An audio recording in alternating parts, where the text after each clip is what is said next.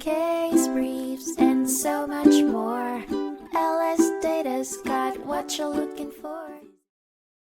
A court case involving a contested merger between Mergenthaler Linotype Company and electric Auto-Lite Company has caught many within the business community's attention.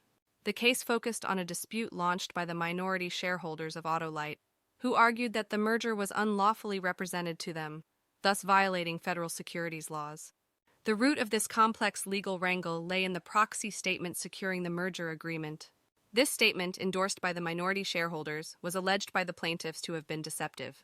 They argued that they approved the merger based on these misleading presentations. The fairness of the merger terms, as previously agreed upon, was put under a microscope in a lower court.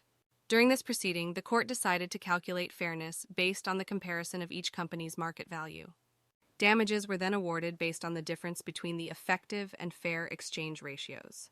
This evaluation resulted in a primary focus on market values, with earnings and book values serving as secondary indicators.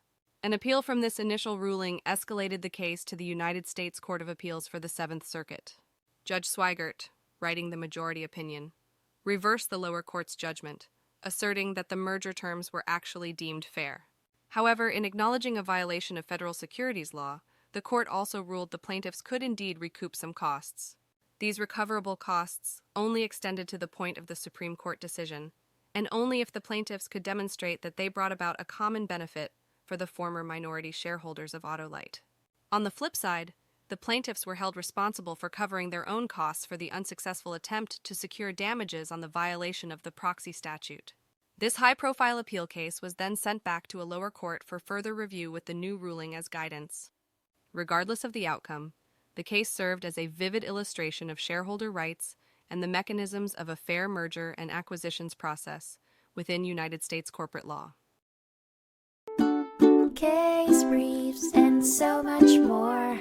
LSData's got what you're looking for. Visit lsd.law, elevate your mind. Leave the stress of class.